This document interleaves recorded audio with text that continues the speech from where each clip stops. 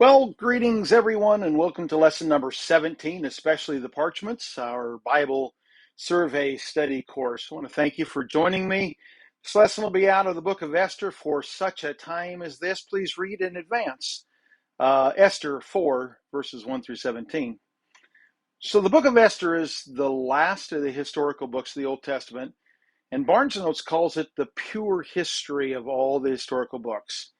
In each of the other historical books, the history is given as a kind of a backdrop for some greater purpose for the book. The book of Esther, however, was written to give us the history that led up to the great Jewish feast of Purim.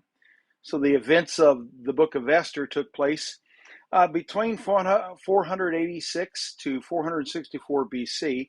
The significance of this is that it happened after Zerubbabel and Ezra and Nehemiah had already led the Jews back to Jerusalem. When the Jews were released from Babylonian slavery, only a percentage of them returned. By then, they had grown accustomed to life in Babylon. They were successful in many areas. They saw, for the most part, little reason to return to Jerusalem. It happens to Christians a lot today, too. We get so comfortable with the way things are in this world that we don't want the Lord to come and take us to heaven. We've learned to make a living in the world. We've learned how to compromise between Christianity and worldliness. We have learned how to get along in this world, and we don't have that much interest in returning to a kind of life that's more godly, or for that matter, getting to heaven anytime too soon. The author of the book of Esther is doubtful, but many people say it might have been Mordecai, and the book has two unique features. First, it was one of the only two books of the Bible named after a woman, the other one being the book of Ruth. And secondly, there's no mention of God in it at all. But I like what W.A. Criswell said. He says, the name of God does not appear anywhere in the book of Esther. God's power is everywhere, and his presence is felt throughout the book. He goes on to say, the book of Esther displays the infinite wisdom, continuing providence, and overwhelming power of God in the preservation of his people. In fact, one commentary says that the theme of the book of Esther in the providence of God, and is the providence of God, and he defines providence like this. Providence means the hand of God in the glove of human events. When God's not at the steering wheel, he's in the back seat. He's the backseat driver. He's the coach who calls out signals from the bench. Providence is the unseen rudder on the ship of the state. It is easy to divide the chapter into three key segments, each having to do with a particular feast. So there's the Feast of Ahasuerus, chapters 1 and 2, the Feast of Esther, chapters 3 through 7, and the Feast of Purim, chapters 8 through 10. The other piece of info I enjoyed reading in my studies for this is that in Esther there is this perfect union of two apparently irreconcilable truths, which is the free will of man and the sovereignty of God. Man's actions are undoubtedly his own, even though God knows them and consequently appoints them to be used for his purposes. Now, I doubt that you and I will ever be able to fully comprehend how the sovereignty of God is able to allow for the free will of man, but the fact of the matter is both are true and both come into play in the book of Esther. I think the key verse of Esther is Esther chapter 4 and verse 14, and it is that thought that is found in that verse that I want to kind of focus the remainder of this lesson on. Mordecai has approached Esther about telling the king how he'd been duped into signing the death sentence for all the Jews in the country. Esther's hesitant to approach the king for a variety of reasons, and Mordecai provokes her to do what is right with these words, Esther 4 and verse 14. For if thou altogether holdest thy peace at this time, then shall their enlargement and deliverance arise to the Jews from another place, but thou and thy father's house shall be destroyed. And who knoweth whether thou art come to the kingdom for such a time as this? No, the Lord knows the time. You've heard the statement, has it ever occurred to you that nothing occurs to God? God is never taken by surprise. God is never caught off guard. The Lord knows the time. He knew the time in which Esther lived. It was a wicked time. One doesn't have to read very far in the book of Esther and even in chapter 1 and see how wicked and depraved and debauched the people were those days. Who would ever imagine a man requesting his wife to display herself nude to his drunken friends? The times were wicked, but so are they today. I heard a portion of a talk not long ago where the host, I think it was Kirby Wilver from KVI, interviewed a guy who runs a swingers club. It's a place in Seattle where couples can go and trade partners for the night.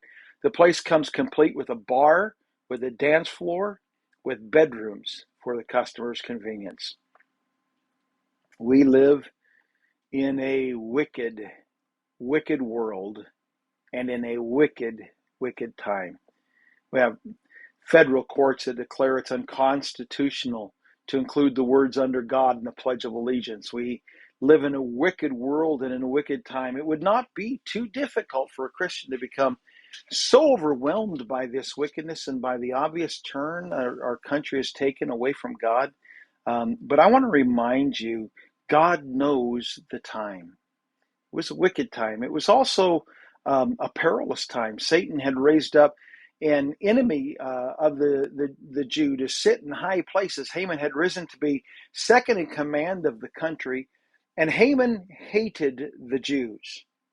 He was able to convince the king to establish a law that on a certain day all the Jews would be exterminated. It was made public notice that in about a year's time it'd be lawful for one day for the Persian people to kill any and all Jews, and the Jews could not lawfully even fight back. It was a perilous time.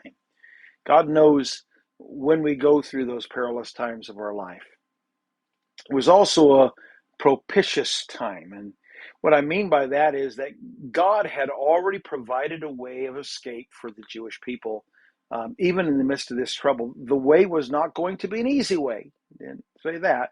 There were plenty of sleepless nights as they fasted and they prayed and they sought the Lord. There were plenty of hurdles for them to get through during that period of time. Esther had to approach the king in a way that did not upset him, and he could get upset. Mordecai had to protect the king in a manner that could have got Mordecai killed. Haman had to be discovered for the wicked man that he was, and that had to be done in a way that did not make the king lose face. And Ahasuerus had to develop a defense for the Jews in a way that protected the law of the Medes and the Persians. And also, the Jews still had to defend themselves in a way that effectively defeated the enemy.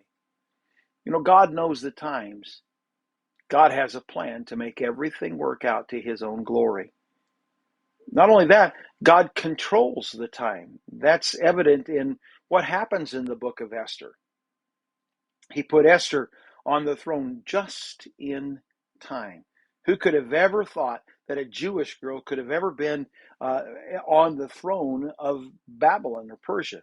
Yet when she was needed the most, God had her there waiting to spare the lives of her people.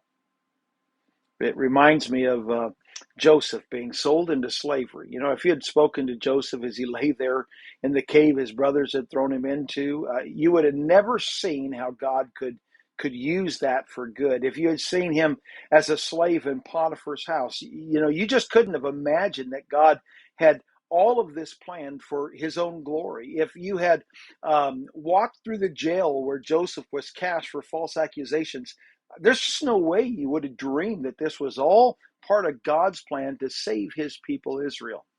But years later, when he ascended to the prime minister of Egypt and he had saved food and supplies for those 7 years, and he had saved enough that even Israel could partake of those, you know, the bounty and the needs. When his brothers all came to Egypt to ask for food, it was very obvious that God had allowed all that to happen for such a time as this. He put Mordecai in the spot to hear about the conspiracy to kill the king, and he made Ahasuerus lose sleep so that he would read how Mordecai had saved his life. The Lord knows the time. The Lord controls the time. And thirdly, the Lord gives victory in time. Esther chapter 8, verses 12 and 13 says, upon one day in all the province of King Ahasuerus, namely upon the 13th day of the 12th month, which is the month Adar, the copy of the writing of a commandment to be given in every province was published unto all the people, and that the Jews should be ready against that day to avenge themselves on their enemies. Now, I still don't know why Ahasuerus couldn't simply rescind his original command that the Jews should be killed on a particular day. I don't understand all of those things. If he is as powerful a king as he thought he was, you would think he could have made a new command that the old command was out, but he could not. And you would think he could have made a command that allowed the Jews to take care of their enemy right away, but he did not. That's not what he did. Jews had to wait until a particular day to avenge themselves on their enemies. But that day did arrive, and they did win. I wish I could tell you I understand why the Lord waits like he does so often before he gives you and me the victories and the blessings that we need so very much. I don't know. But I do know this. God is always and only good. God's only intentions for us are good and not evil. Jeremiah chapter 29 and verse 11 says, for I know the thoughts that I think toward you, saith the Lord, thoughts of peace and not of evil, to give you an expected end. God knows exactly what time this is. God controls the time this is, and God's going to give us the victory in the time that this is. What we need to do today is to trust him for such a time as this. So let me give you some questions to kind of study through, ponder, and think out, work out on your own. Number one, what is the main purpose of the book of Esther, and how does it differ from other historical books of the Old Testament? Number two, in what historical context did the events of Esther take place, and how does this relate to the challenge of returning to a more godly life? How does this parallel with contemporary challenges faced by you and I as Christians? Number three, although the name of God is not mentioned in the book of Esther, how is God's presence and providence still evident throughout the story? And what does this reveal to us about God's involvement in human affairs? Number four, discuss the significance of Esther 4 and verse 14 as a key verse in the book. And what motivated Mordecai to approach Esther, and what message does he convey with that phrase, for such a time as this? Finally, how does the book of Esther demonstrate the balance between the free will of man and the sovereignty of God? And what role does God play in the events of the book? And how do individuals' actions align with his purposes? Well, that's it for this lesson. I'll look forward to seeing you in the next.